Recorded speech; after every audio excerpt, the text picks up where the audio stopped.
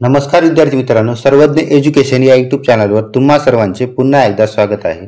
आपण DMER भरती 2025 साठी PYQ ची सिरीज सुरू केली आहे, ज्यामध्ये आपण DMER भरती 2023 मध्ये झालेल्या सर्व प्रश्नपत्रिकांचे विश्लेषण पाहणार आहोत।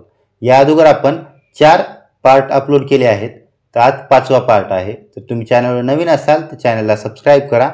व्हिडिओला सुरुवात करूया। पहिला प्रश्न, उपमेय हे जणू उपमानच आहे असे जिथे वर्णन असते तिथे कोणता अलंकार होतो? तिथे उत्प्रेक्षा हा अलंकार होतो। अनुप्रास अलंकारामध्ये एकक शब्दाची पुनरावृत्ती होते। दुसरा प्रश्न, कर्मणी प्रयोगाचे वाक्य ओळखा। तर कर्मणी प्रयोग केव्हा होतो? जेव्हा कर्म हा प्रथमेमध्ये असतो आणि कर्ता हा तृतीयमध्ये।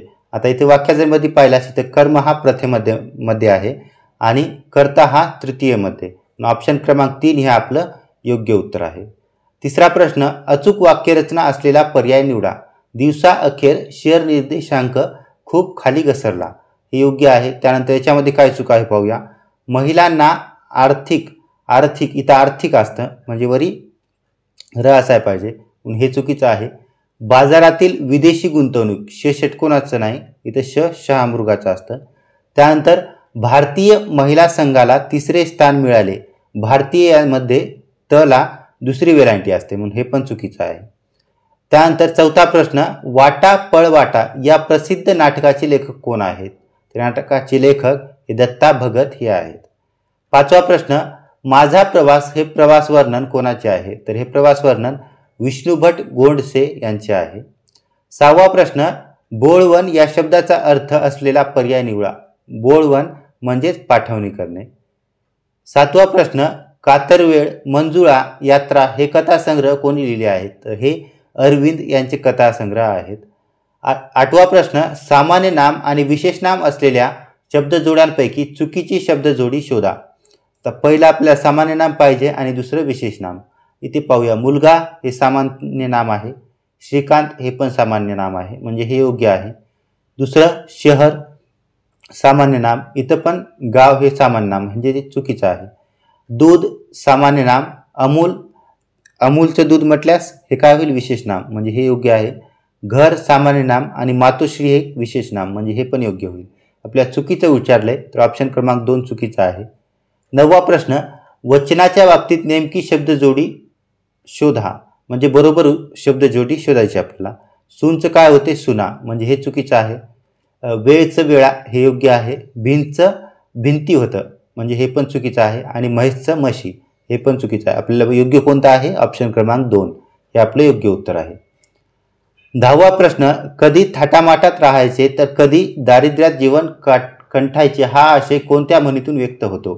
तर आज अंबारी आणि उद्या झोळी धरी हा या म्हणीचा अर्थ होतो। ऑप्शन क्रमांक 4 हे आपलं योग्य आहे।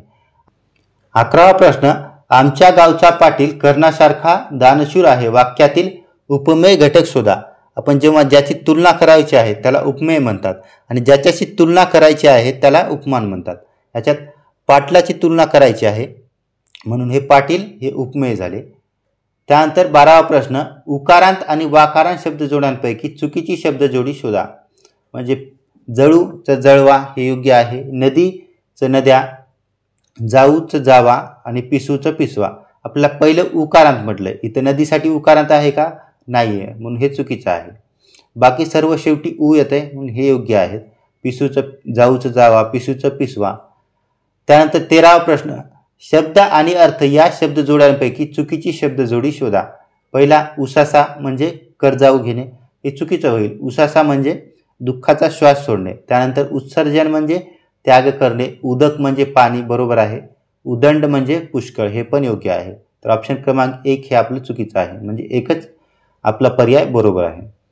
पांगणे या शब्दाचा समानार्थी आशय असलेला पर्याय निवडा। पांगणे म्हणजे सैरावेळ पळवणे। 15वा प्रश्न, वर्षाव ही कादंबरी कोणाची आहे? तर ही कादंबरी पु.भा. भावे यांची आहे। तर तुम्ही चॅनलवर नवीन असाल तर चॅनलला सबस्क्राइब करा आणि व्हिडिओला लाईक करा।